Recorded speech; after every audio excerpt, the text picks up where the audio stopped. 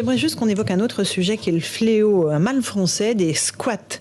Là, on a le cas d'un jeune couple qui a acheté une maison à Ollainville dans l'Essonne, signé l'acte de propriété, venu le jour même pour fêter ça avec des amis dans la maison, et il y avait une famille de squatteurs qui était présente et qui disait elle aussi être propriétaire. On a rencontré le propriétaire, le vrai propriétaire, celui qui a en tout cas les actes authentiques.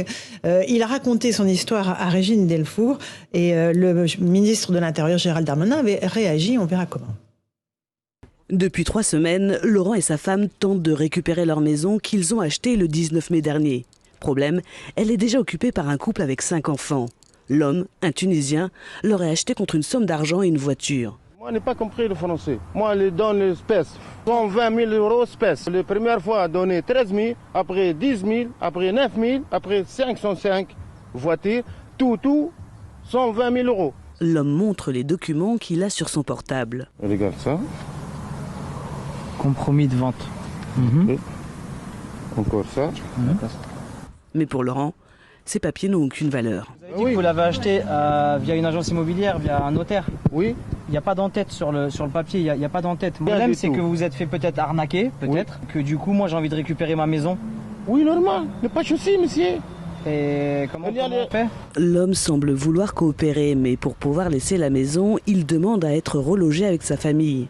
Les gendarmes ont posé en fin de journée sur le portail de la maison un arrêté d'expulsion sous 24 heures. Voilà pour ce dialogue surréaliste entre le propriétaire et l'occupant des lieux.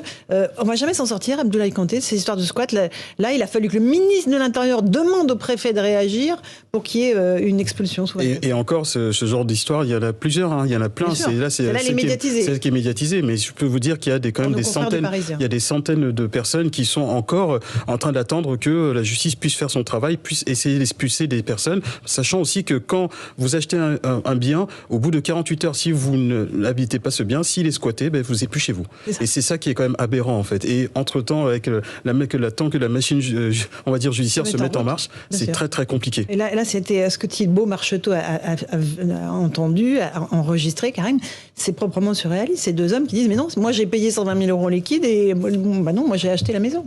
Non mais moi je suis proprement scandalisé sur le fait que la loi en l'occurrence, ne protège pas la victime. La victime, c'est celui qui a acheté un bien et qui voit son bien squatté illégalement. Et la loi, elle met des règles et des étapes qui semblent parfois insurmontables à un problème qui devrait être très simple en réalité. Vous n'êtes pas chez vous, on vous expulse illico presto. Manu militari, comme dit l'expression. Oui. Donc je vois pas que... On peut y mettre les formes aussi. Non mais les formes aussi, les formes de quoi? Quand vous avez quelqu'un qui vous dit au nez... Quand il y a des enfants, de l'autre côté de votre... on met... Non mais d'accord, mais après... Je pense qu'il y a une famille dedans, ça qu'après... Oui mais c'est pas le rôle du propriétaire d'assumer ça. Il y a une collectivité qui doit à un moment donné rendre son bien au propriétaire et éventuellement, s'il y a des enfants, donc faire preuve d'humanité, reloger. Ce qui est malheureux, Karim, c'est la lenteur, c'est que le temps que les gens saisissent... C'est là, quand je vois cette famille qui est là en train d'attendre, c'est quand même scandaleux. C'est bien ce que je suis en train de regretter et de dire. C'est que la loi aujourd'hui ne se situe pas avec promptitude du côté de la victime. Vous vous rendez compte, c'est le parcours du combattant pour récupérer son bien. Il y a des gens toute une vie. On ne parle pas de gens qui sont nantis, là, qui ont 10 villas, 10 propriétés, et qui pourraient aller d'une villa à l'autre. On parle de gens qui, parfois, peut-être toute leur vie, ont travaillé pour avoir un bien pour lequel ils veulent profiter. Alors, soit parce qu'ils sont jeunes avec leurs enfants, soit parce qu'ils sont retraités. Et vous arrivez, puis il y a quelqu'un chez vous. Et vous dites, excusez-moi, vous êtes de l'autre côté du portail, vous êtes dehors, il est dedans tranquille au chaud. Non, je suis chez moi là. Mais on marche sur la tête. C'est clair. Alors, ce qui est ennuyeux, c'est qu'en fait, c'est pas la première affaire qui est médiatisée. Et je rappelle quand même, il me semble qu'on était d'ailleurs sur ce plateau, il y a un an à peu près, et on discutait de la même chose. Et à ce moment-là, M. Darmanin avait expliqué qu'il était temps de changer la loi. C'est assez étonnant parce que ce Parlement n'arrête pas de voter à peu près tout et n'importe quoi. On se dit franchement, une petite loi, c'est pas non plus la peine de refaire tout le code de la propriété. Une loi fonctionnelle qui prendrait en compte justement toutes les difficultés et toutes les normes délirantes qui sont appliquées, c'est pas très compliqué à faire. Donc la première question, c'est comment se fait-il que ce gouvernement qui explique qu'il est concerné par un certain nombre de problèmes est absolument incapable de passer du discours à la réalité et à l'action. La loi elle date donc du 1er février 2022. Vous pouvez être accompagné d'un huissier qui va faire une procédure d'expulsion accélérée si vous constatez que votre bien est occupé. La preuve en est, ça n'a absolument pas marché. Voilà, donc à un moment donné, franchement, à quoi ça sert de faire des lois si elles ne sont pas appliquées dans ce pays? Donc ça, c'est déjà c'est pour ça peut-être que le ministre de l'Intérieur s'est bougé et envoyé le préfet. La deuxième chose, c'est que si on se retrouve dans une situation comme ça va être très simple. C'est que vous êtes un squatteur classique, vous faites un peu le pigeon, vous fabriquez vous-même, puisque des feuilles sans en-tête, et puis à un moment donné, quand on sait comment les choses se passent, il faut quand même être extrêmement arriéré et bas de plafond pour croire qu'on achète une maison en liquide, sans notaire, sans agence. Enfin, il y a plein de choses qui sont quand même... C'est un peu le business des marchands de sommeil, donc évidemment, c'est toujours en train de business, on va dire, des gens peut-être crédules qui sont voilà, pas... Oui, mais après, la crédulité, j'allais dire, ça peut pas être... Parce que ensuite, c'est un véritable appel, c'est-à-dire que si les familles sont relogées suite à des actes comme ça... C'est ça le problème, c'est le relogement, parce qu'ils ne peuvent pas sortir au squat. Moi, soyons croire, je ne crois pas du tout à sa version. Cet homme qui ne parle pas bien français, par contre, a l'air de bien connaître la loi, puisqu'il nous explique, il explique tout de suite, moi il n'y a pas de problème, je pars, mais si on me reloge, donc il est assez naïf, soi-disant, pour acheter une maison en liquide avec des documents sur son portable, et il sait très bien comment ça fonctionne, et il dit non, moi la loi est de mon côté, je partirai quand je serai relogé. Donc on voit bien plutôt que ce sont des gens qui profitent des vices du système français qui sont hallucinants. Maintenant, c'est vrai que ça m'étonne, même si plus rien ne m'étonne, c'est que il y a quelques années, il y a 2-3 ans, ces affaires se multipliaient, elles étaient médiatisées. Effectivement, on est censé avoir changé la loi. Il se trouve que a priori, elle est toujours pas appliquée. Il y a quand même une philosophie, je pense, là-dedans des juges trop anti-propriétaires. Encore une fois, on le rappelle, ce sont pas des nantis, et quand bien même ce seraient des nantis, ils ont le droit d'avoir plusieurs logements en France.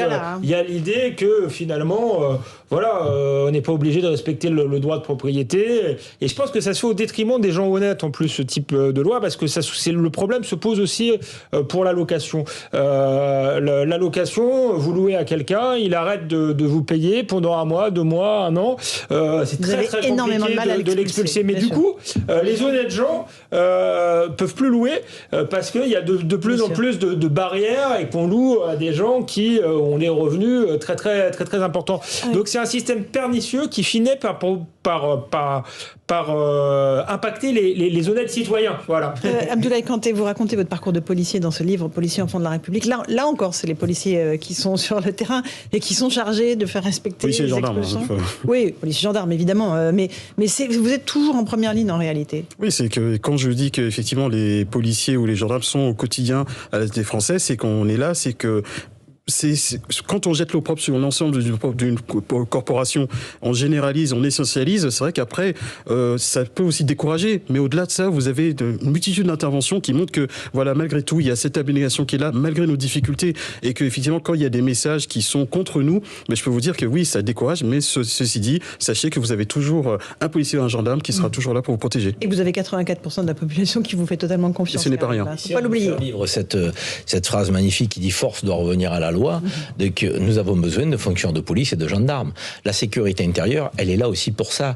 Lorsqu'il y a des gens qui sont réfractaires au respect de la loi, on fait intervenir des forces de sécurité intérieure. Là, encore une fois, en l'occurrence, moi je suis choqué et frappé, alors parfois c'est le fait de juge, mais pas toujours, de voir notre loi qui n'est pas assez claire, assez directe, donc pour rendre César ce qui est à César, un bien à des propriétaires qui, encore une fois, ont souvent travaillé toute une vie pour pouvoir le gagner, et qui se voient, j'ai envie de dire, embrouillés par des squatteurs professionnels, dont c'est le métier, et c'est insupportable, parce que c'est aussi ce sentiment d'injustice qui fait que les gens ne croient plus à la force de la République, et parfois vont être tentés de se faire justice eux-mêmes, même si c'est condamnable et regrettable. En réalité, c'est parce qu'on a cette faiblesse-là que les gens peuvent passer à l'acte. Si on veut l'éviter, si on veut qu'il n'y ait même pas cette tentation, il faut qu'on reprenne de la force avec la loi et l'autorité républicaine. Disons que la loi soit appliquée. Ce qui n'est pas le cas. Il faut que la réponse pénale soit ferme. Voilà, qu'elle soit ferme, aussi. parce que c'est vrai que... Parce que la loi, elle existe, et parfois, elle est suffisante. Pas forcément appliquée de suite. Et c'est pour ça que des fois, on attend, et malheureusement, je me mets à la place de ces propriétaires. Bon, évidemment, je pense que là, ça va bouger, mais quid aussi de ceux qui sont dans l'attente? Là, c'est parce que l'affaire a été médiatisée que ça bouge. A peut-être été rectifiée quand même, parce qu'il me semble que dans les cas précédents, le préfet ne pouvait pas intervenir comme ça rapidement. Donc là, ce qui est dommage, c'est que ça n'ait pas été plus vite, mais on a vu que la médiatisation a permis au moins au préfet d'intervenir de suite. Donc peut-être que la loi a été quand même plutôt bien changée. Et il faut voir si, vous disiez tout à l'heure qu'il y avait d'autres cas, je ne sais pas si c'est toujours le cas il doit y en avoir d'autres en France aujourd'hui. Et c'est dommage qu'il faille le médiatiser pour que ça bouge. On agisse. On parlait de la question des expulsions, et là, dans ce cas-là, il s'agit d'une famille. Et il y a le même problème aussi qui se pose, c'est-à-dire qu'à partir du moment où vous jetez l'opprobre sur la police, vous rendez compliqué son intervention. Vous justifiez en fait des refus d'obtempérer, ça peut être ce cas-là. Et donc, de fait, la police, pour expulser, va être obligée d'user de la force. Ce qui, filmé, peut donner une impression désastreuse, alors qu'en fait, ce qui se passe n'est pas si choquant et si condamnable que cela. Et donc, c'est vraiment le serpent qui se mord la queue. Alors qu'en fait, s'il y a bien une corporation qui est extrêmement surveillée et sanctionnée, c'est la police. C'est-à-dire que les contrôles des forces de police on n'a pas ça dans quasiment aucune profession. Ça, c'est la première chose. Et je voulais quand même donner un chiffre avant qu'on parte, puisqu'on parlait tout à l'heure des refus d'obtempérer. Il y a 14 256 refus d'obtempérer par an. La police fait usage de son arme dans 157 cas, ce qui est moins de 1%, je crois que vous avez dit 0,76% des cas. Ça veut dire aussi à quel point cette police-là est républicaine et se contrôle, et que pour elle, se contrôler est un honneur et un devoir. Merci à tous les quatre. Merci Abdoulaye Kanté, policier enfant de la République aux éditions Fayard. C'est le récit de votre engagement dans la police nationale. Merci d'être venu nous en parler. Karim Zerebi, Alexandre Devecchio, Céline Pina, bonne soirée à vous sur nos deux antennes. Sur Europe 1, je vous retrouve pour les débats de Punchline, et sur CNews, Christine Kelly et ses invités pour Face à l'info. Bonne soirée à vous.